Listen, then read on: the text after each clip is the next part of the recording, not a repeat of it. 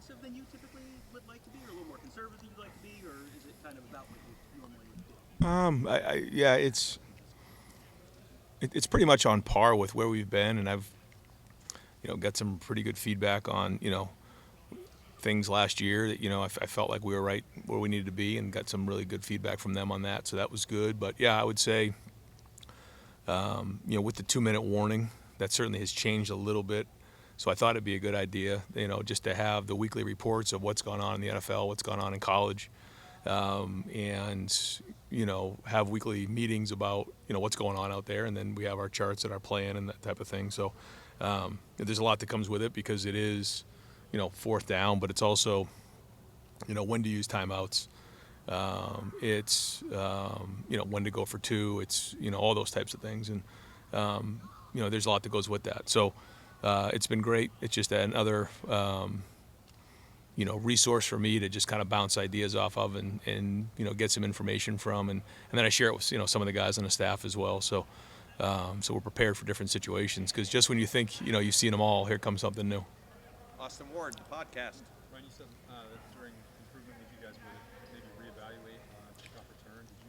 You made a decision there? What's the plan moving forward? No, we got Brandon back there a little bit this week, so we'll look at the film today. We just did some kickoff return. He and JB were both back there, so we'll kind of evaluate it after today and see who we decide to put back there. I think they'll probably both still return kicks, but who takes the first one we'll probably decide here tomorrow. Can Brandon do both? Yes, I think he can. Yeah. Cameron Teague Robinson, The Athletic. Brian, yesterday Will talked about how much Seth helps him in calling out pressures and the line. How have you seen their relationship and their friendship? Yeah, it started in recruiting when we were at dinner. They hit it off. Parents hit it off, and played against each other.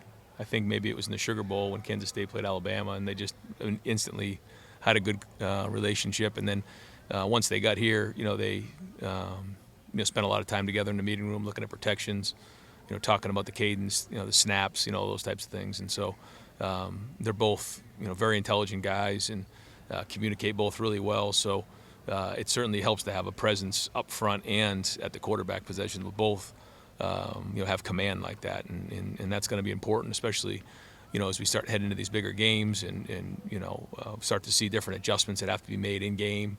So, but no, they're now I feel like they've been here for a while. They're not newcomers anymore. They're veterans. Dan Hope, Lebanon Warriors. Ryan, you had said going into the last, or after the last game, that you felt like the week of practice really was what you guys needed to play at that level. Are you guys seeing the same kind of practice intensity this week? Yeah, I would say so. It wasn't all perfect.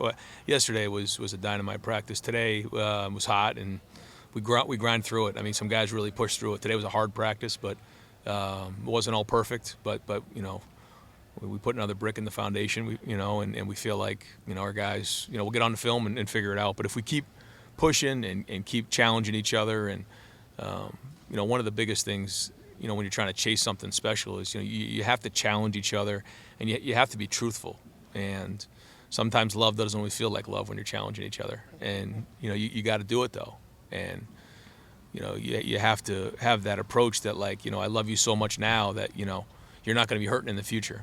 That I'm just going to open up my heart and just push you and feel like you have open conversation back and forth. And I think that's what it is. And if it's not good enough, we got to call it out for what it is.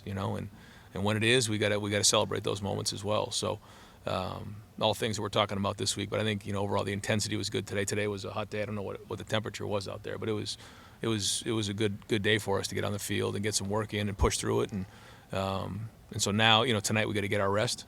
Got to have a good practice tomorrow, and then noon will come fast. Joey Kaufman, Columbus Dispatch.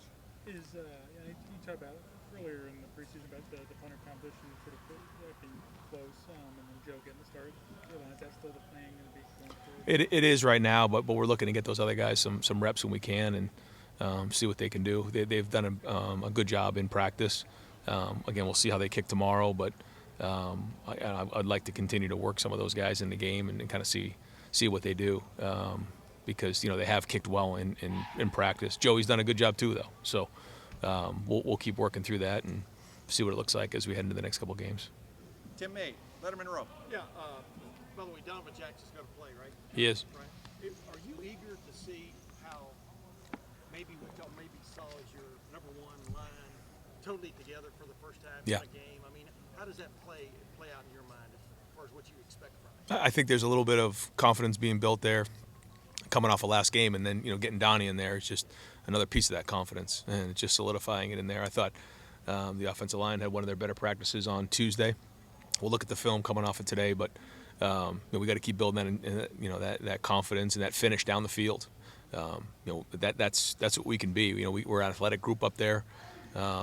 So yeah, I think having him in there gives everybody a lot of confidence. Plus, he's a leader, right? I mean, on top of that. A leader, experienced, communicates well, and a very good player. To me, best guard in the country. So, for Seth and for Josh on both sides of them, it's just here's a guy that's been through it before. I do think Austin played well when he was in there, but this is a guy who's played a lot of football and one of the best in the game. Tony Girdman, Buckeye Huddle. Did you see Charlie Huff or Marshall coach talking about your players wanting them to transfer to? Yeah. Somebody sent that, and I thought, first off, I have a lot of respect for him. I think he's very thorough in his approach. I think he does a really good job in communicating, runs a really good program, and got a lot of respect for him. But I thought the way he handled that was great. And sometimes us coaches, we take ourselves too seriously, and I just thought that he was having a great moment there. And listen, those guys are going to come here to play, and he's going to get those guys ready. I know that for a fact. They're a good team, and he's a good coach and a good staff and good players, and they got a lot, to come in here and prove. Every day you have an opportunity to prove somebody right and prove somebody wrong, and they're going to come in the same way. So, we got to be ready for that. Stephen Means, Cleveland.com. Right. Last time you had a quarterback that was both age was obviously JT, your first quarterback here. When you have a guy who's been through it like that, where does that show up the most? A guy who's been through it, and you get a chance to give that piece of advice. Yeah, that's a good question. I would say usually when you have somebody like that, a bad play comes and goes, and you learn. It doesn't, start to compile. You have a play and then you kind of move on from it. Where sometimes a young guy can get unraveled quick, and then overall command and confidence, I would say. Bill Rabinowitz, Columbus Dispatch. Ryan, did you see and did you get an answer from the Big Ten about the targeting penalty on Denzel? Yeah, I did. I don't think I'm at liberty to speak about that. I don't want to get myself jammed up. But yeah, we asked those questions, and I know there's a lot of conversation around that right now, just in general. And so we'll keep teaching our guys, to do things the right way. But I can promise you there's nobody on our team that's looking to lead with their head when they tackle. And final question, Spencer Holbrook, Letterman Row. Ryan, we talked a lot about the guard depth and Austin being able to step in wherever you guys need, but how do you feel about tackle drop right now? We haven't really asked you much about that at all. Yeah, George and Zen, are putting in good days. They're getting reps. I'd like to see them get some, more quality time. They did get some play in the last game, and again, that'll be important as well. So yeah, we got to keep pushing those guys and getting them reps. I mean, they are going against really good players every day in practice, and it gives us a good opportunity to evaluate them there. And they got to keep coming too. We got to keep challenging them, and we need that. Great. Coach, thank you very much. Okay, thanks. Thank you, Ryan. Yep.